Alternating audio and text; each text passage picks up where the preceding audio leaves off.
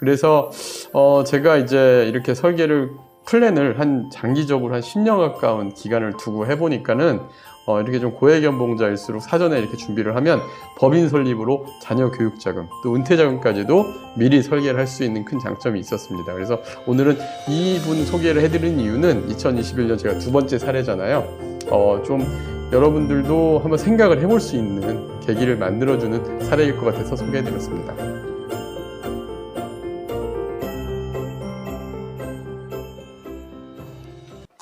안녕하세요. 월세고수TV의 최영식입니다. 네, 지난 영상에 이어서 2021년 월세고수와 함께한 고객 스토리 두 번째 시간인데요. 네네네. 이번에 소개할 고객은 어떤 사례인가요? 네, 저희 오늘 소개할 고객은 40대의 맞벌이 부부입니다. 이분들은 저하고 무려 8년차 고객이에요. 2013년도에 처음 연을 맺고 저희 수강생으로서 연을 맺고 그때 내 집 마련을 하고 무려 8년 만에 이제 투자를 다시 기획하게 된 케이스인데요.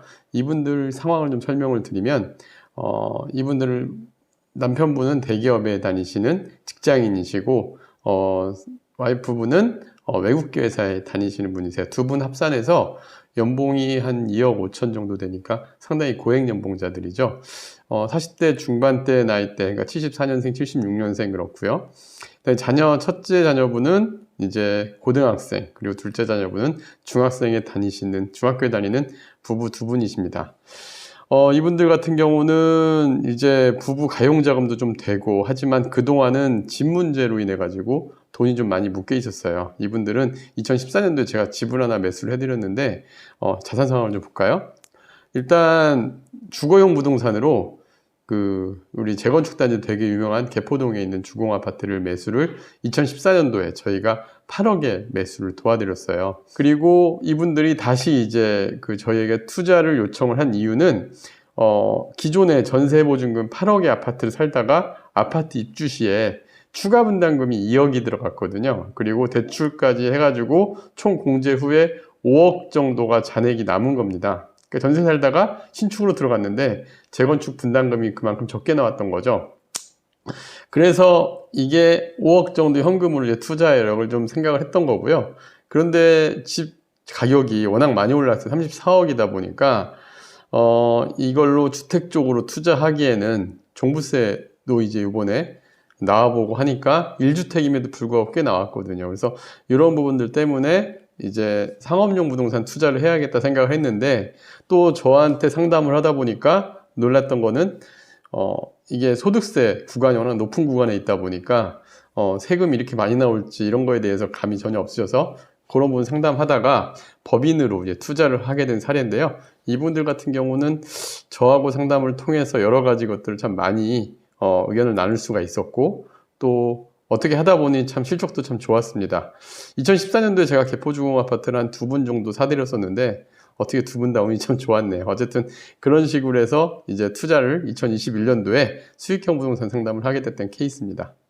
네, 2014년에 투자해서 현재 시세 차익이 정말 상당한데요. 네네. 그렇다면 상업용 부동산 투자는 어떻게 이루어졌는지 궁금한데요.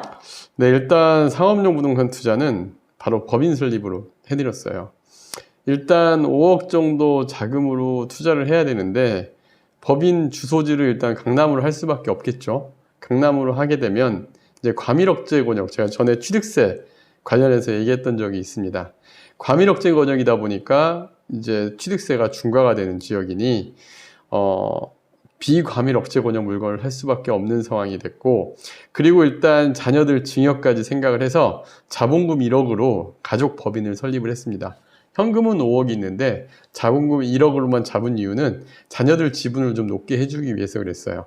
부부 각각 33천만 원씩 30%씩 지분, 자녀들 각각 2천만 원 우리 공제해가지고 공제금액 생각해서 2천만 원씩 증여 후에 같이 법인 설립을 한 거죠. 그래서 30, 30, 20, 20%로 가족 법인을 설립을 했고요.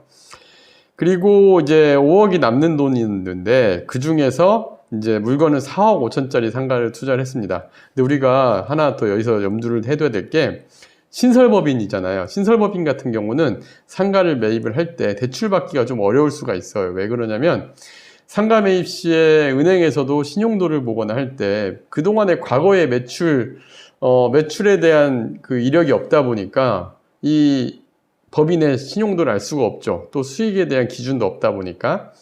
그래서 차입이 어려울 거라고 보고 1억 법인에 대표이사 개인이 이 법인에 대여해주는 대여금 형식으로 해가지고 3억 3천 취득세까지 감안해서 3억 3천을 빌려주면 총 4억 3천짜리 이제 법인이 되는 거죠. 근데 여기 상가가 학원 상가입니다. 김포의 학원 상가였고 전용 면적 40평대 상가였는데 이게 이제 5천에 190만 원 임대가 맞춰져 있던 매물이었어요. 그래서 총 투자 금액은 3억 3천 플러스 이제 자본금 1억 해서 4억 3천이 들어간 거고요.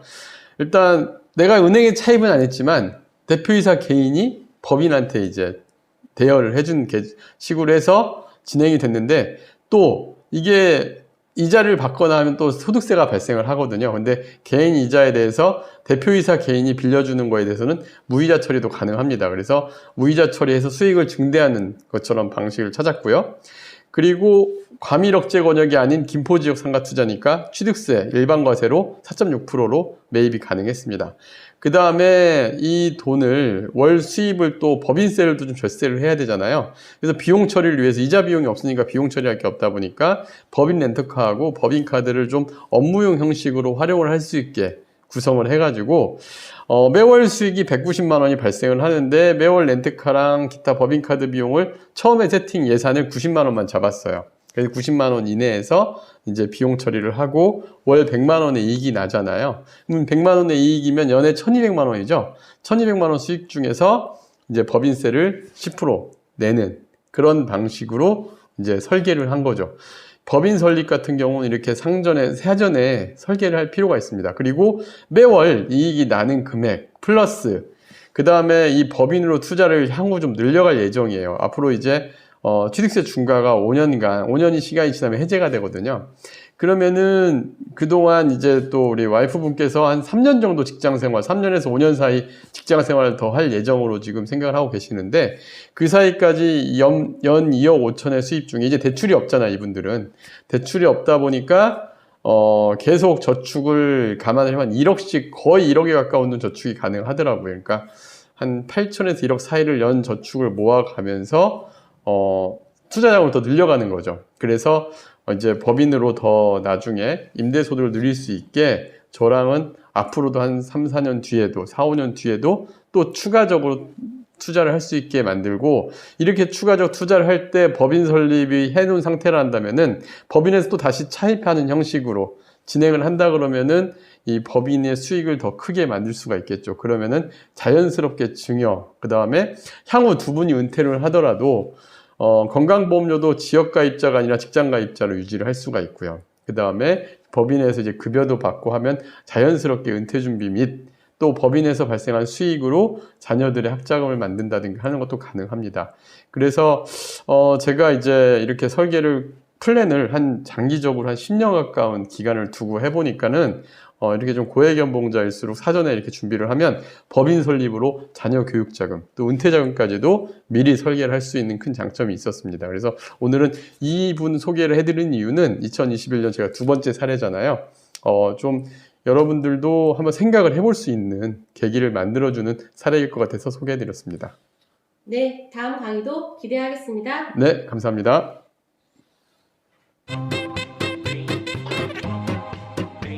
Yeah.